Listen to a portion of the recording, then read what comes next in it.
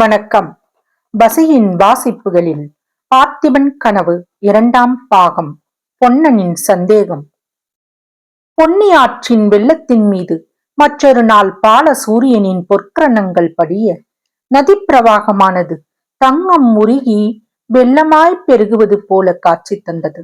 அந்த பிரவாகத்தை குறுக்கே கிழித்துக் கொண்டும் வைரம் வைடூரியம் முதலிய நவரத்தினங்களை வாரி தெளித்துக் கொண்டும் பொன்னனுடைய படகு தோணித்துறையிலிருந்து கிளம்பி வசந்த மாளிகையை நோக்கி செல்லலாயிற்று.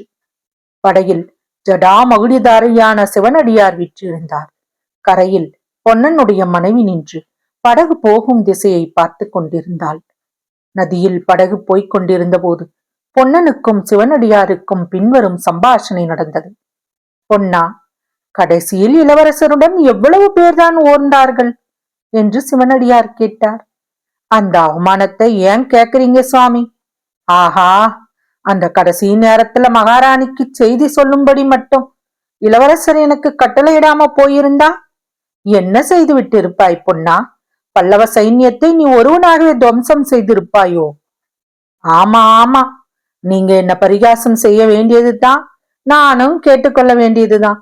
இந்த உயிரை இன்னும் வச்சு கொண்டிருக்கிறேன்லவா? ஆனா சுவாமி, என்னத்துக்காக நான் உயிரை வச்சுக்கிட்டு இருக்கேன்னு தெரியுமா? மகாராணியின் வார்த்தைக்கு கட்டுப்பட்டு உடம்ப சுமக்கிறேன்.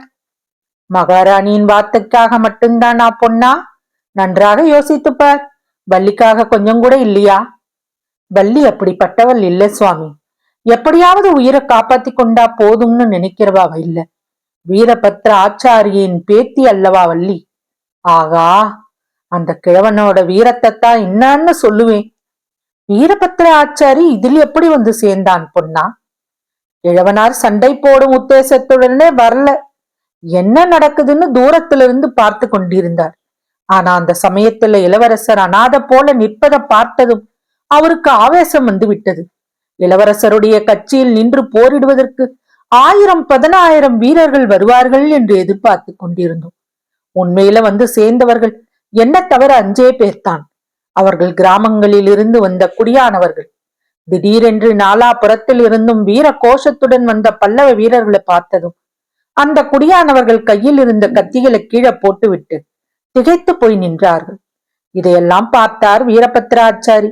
ஒரு பெரிய கர்ஜனை செய்து கொண்டு கண்மூடி திறக்கிற நேரத்துல இளவரசர் நின்ற இடத்துக்கு வந்து விட்டார். கீழே கடந்த கத்திகள்ல ஒன்றை எடுத்து சுழற்ற தொடங்கினார். வீரவேல் வெற்றிவேல் விக்கிரம சோழ மகாராஜா வாழ்க என்று அவர் போட்ட சத்தம் நெடுந்தூரத்திற்கு எதிரொலி செய்தது. அடுத்த கணத்துல பல்லவ வீரர்கள் வந்து எங்களை சூழ்ந்து கொண்டார்கள். ஆகா, அப்போது நடந்த ஆச்சரியத்தை நான் என்னன்னு சொல்லுவேன் சுவாமி. கிழவனாரின் கைகளில தான் அவ்வளவு பலம் எப்படி வந்ததோ தெரியல. கொள்ளுப்பற்றையில சம்மட்டி அடிச்ச கையல்லவா. வாளை வீசிக்கொண்டு இடதுசாரி வலதுசாரியா சுற்றி சுற்றி வந்தார்.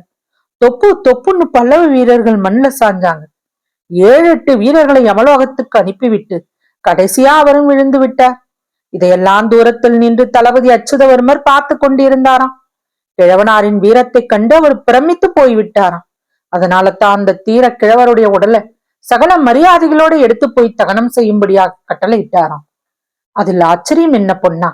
வள்ளியின் பாட்டனுடைய வீர மரணத்தை கேட்டு உலக வாழ்க்கையை வெறுத்த எனக்கு கூட உடம்பு சிலுக்குது. ஒரு தேசமானது எவ்வளவு தான் எல்லா விதங்களிலும் தாழ்வு அடைந்திருக்கட்டும், இப்படிப்பட்ட ஒரு வீர புருஷனுக்கு பிறப்பளித்திருக்கும் போது அந்த தேசத்துக்கு இன்னும் ஜீவசக்தி இருக்குது என்று சொல்வதில் தடை என்ன? சோழ நாடு நிச்சயம் மேன்மையடைய போகிறது என்ற நம்பிக்கை எனக்கு இப்போது உண்டாகிறது என்றார் சிவனடியார். சற்று பொறுத்து அப்புறம் என்ன நடந்தது என்று கேட்டார். அப்புறம் என்ன? இளவரசரும் நானும் கிழவருடைய ஆச்சரியமான பராக்கிரம செயலை பார்த்து கொண்டே திகைத்து நின்று விட்டோம். அவர் விழுந்ததும் நாங்கள் இருவரும் ஏக காலத்துல ஆஹா என்று கதறிக்கொண்டு அவர் விழுந்த திசையை நோக்கி ஓடணும். உடனே இளவரசர் அநேக பல்லவ வீரர்கள் சூழ்ந்து கொண்டார்கள். நான் வெறி கொண்டவன போல என் கையில் இருந்த வாளை வீசி போரிட ஆரம்பித்தேன். அப்போது நிறுத்து பொன்னா என்று இளவரசரின் குரல் கேட்டது. குரல் கேட்ட பக்கம் பார்த்தேன். இளவரசரை சங்கிலியால பிணித்திருந்தார்கள். அவர் இனிமேல் சண்டையிடுவதில் பிரயோஜனமில்லை பொன்னா, எனக்காக நீ ஒரு காரியம் செய்ய வேண்டும். மகாராணியிடம் போய் நடந்ததை சொல்ல வேண்டும். மேற்கொண்டு என்ன நடந்த போதிலும் என் தந்தையின் பெயருக்கு அவமானம் வரும்படியான காரியம் மட்டும் செய்ய மாட்டேன் என்று நான் சபதம் செய்ததாய் தெரியப்படுத்த வேண்டும் என்றார். எனக்கு பிரமாதமான ஆத்திரம் வந்தது. மகாராஜா, உங்களை பகைவர்களிடம் விட்டுவிட்டு நான் போகவா என்று கத்திக்கொண்டு என் வாளை வீசினேன். பின்புறம் இருந்து என் மண்டையில பலமான அடி விழுந்தது. உடனே நினைவு தவறிவிட்டது. அப்புறம் காராக்கிரகத்துல தான் கண்ணை விழித்தேன். ஓஹோ, காராக்கிரகத்துல வேற இருந்தாயா? அப்புறம் எப்படி விடுதலை கிடைச்சது?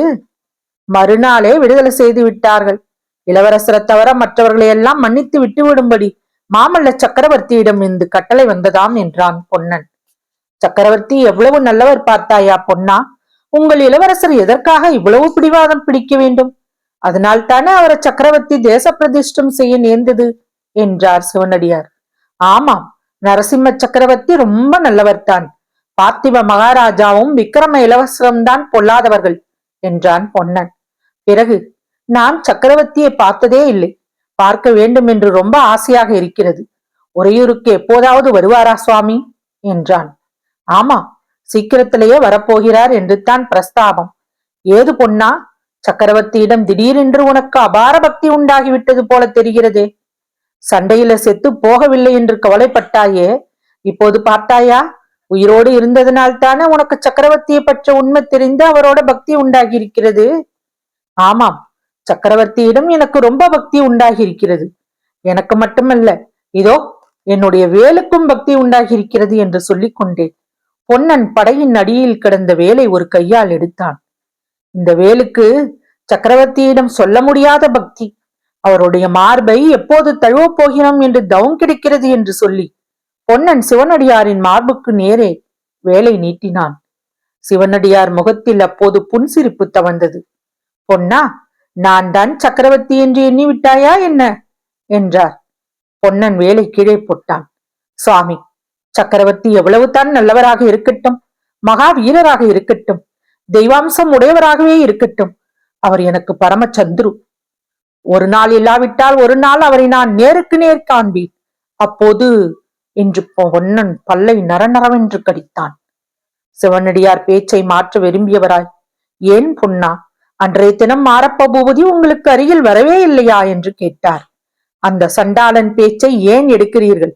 அவன் இளவரசரையும் தூண்டி விட்டு அச்சுதவர்மனிடம் போய் சகல விவரங்களையும் தெரிவித்து விட்டான்.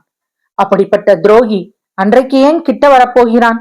ஆனால் சுவாமி, அவனுடைய வஞ்சக பேச்சில் நாங்கள் எல்லோருமே ஏமாந்து விட்டோம். வள்ளி ஒருத்தி மட்டும் பூபதி பொல்லாத வஞ்சகன், அவனை நம்பக்கூடாது என்று சொல்லிக் கொண்டிருந்தாள்.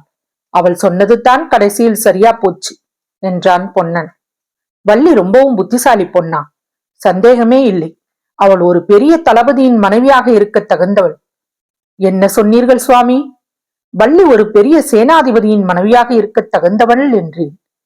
நீங்கள் சொன்ன இதே வார்த்தை இதற்கு முன்னாலும் ஒருவன் சொன்னதுண்டு. யார் அது? மாரப்ப பூபதிதான். அவன் சோழ சேனாதிபதியாக இருந்த காலத்தில் அப்படி சொன்னான். ஓஹோ, எனக்கு ஒவ்வொரு சமயம் என்ன தோன்றுகிறது தெரியுமா? தாங்கள் கோபித்துக் கொள்ளாமல் இருந்தால் சொல்லுகிறேன். தாராளமாய் சொல்லு பொன்னா. நான் சந்நியாசி, ஐம்புலன்களையும் அடக்கி காம குரோதங்களை வென்றவன். நீங்கள் கூட மாரப்ப பூபதியினாலோ அவனுடைய தூண்டுதலில் தான் இப்படி வேஷம் போட்டுக்கொண்டு வஞ்சகம் செய்கிறீர்களோ என்று தோன்றுகிறது. சிவனடியார் கலகலவென்று சிரித்துவிட்டு, இதை பற்றி வள்ளியின் அபிப்பிராயம் என்ன என்று அவளை எப்போதாவது கேட்டாயா என்றார். வள்ளிக்கு உங்களிடம் ஒரே பக்தி. நயவஞ்சகனை நம்பி மோசம் போவாய், உத்தம புருஷரை சந்தேகிப்பாய் என்று என்னை ஏசுகிறாள்.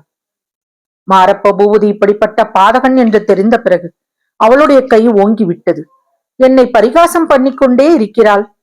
நான் தான் சொன்னேனே பொன்னா, வள்ளி புத்திசாலி என்று. அவள் புத்திமதியை எப்போதும் கேளு. வள்ளி தளபதியின் மனைவியாக இருக்க தகுந்தவள் என்று நான் சொன்னது மாரப்ப பூபதி சொன்ன மாதிரி அல்ல. நீயும் தளபதியாக தகுந்தவன் தான். ஆமாம், யார் கண்டது? விக்ரம மகாராஜா சோழ நாட்டில் சிம்மாசனம் ஏறும்போது ஒருவேளை நான் தளபதியானாலும் ஆவேன். இரண்டும் நடக்கக்கூடியதுதான். ஆகா, இந்த பெரிய பாரத பூமியில் எங்கள் இளவரசருக்கு இருக்க இடமில்லை என்று கப்பல் ஏற்றி அனுப்பிவிட்டாரே சக்கரவர்த்தி. அவருடைய நெஞ்சு எப்படிப்பட்ட கல் நெஞ்சு! அதை காட்டிலும் ஒரே அடியாக உயிரை வைத்திருந்தாலும் வாங்கியிருந்தாலும் பாதகம் இல்லை. நீ சொல்வது தவறு பொன்னா. உயிர் உள்ளவரையில் எப்படியும் நம்பிக்கைக்கு இடம் உண்டு. ஒரு நாள் இல்லாவிட்டால் ஒரு நாள் நம்முடைய மனோரதங்கள் நிறைவேறும். நீ வேணுமானால் மகாராணியை கேட்டுப்பார். மகன் இந்த மட்டும் உயிரோடு இருக்கிறானே என்று மகாராணிக்கு சந்தோஷமாகத்தான் இருக்கும். அதோ மகாராணி போல் இருக்கிறதே என்று சிவனடியார் வியப்புடன் சொன்னார். அப்போது படகு வசந்த மாளிகை தீவின் கரைக்கு சமீபமாக வந்து கொண்டிருந்தது. கரையில் அருள்மொழி தேவியும் ஒரு தாதியும் வந்து தோணித்துறையின் அருகில் நின்றார்கள். அருள்மொழி தேவி படகில் இருந்த சிவனடியாரை நோக்கி பயபக்தியுடன் கைகூப்பி கொண்டு நிற்பதை பொன்னன் பார்த்தான். உடனே சிவனடியாரை நோக்கி, சுவாமி, ஏதோ நான் தெரியாத்தனமாக உளறிவிட்டேன், அதையெல்லாம் மன்னிக்க வேண்டும் என்று உண்மையான பச்சாத்தாபத்துடனும் பக்தியுடனும் கூறினான். தொடரும். வசியின் வாசிப்புகளை சப்ஸ்கிரைப் பண்ணுங்க நண்பர்களே. லைக் பண்ணுங்க, ஷேர் பண்ணுங்க, உங்க கருத்துக்களையும் கமெண்ட்ல பதிவு பண்ணுங்க. நன்றி.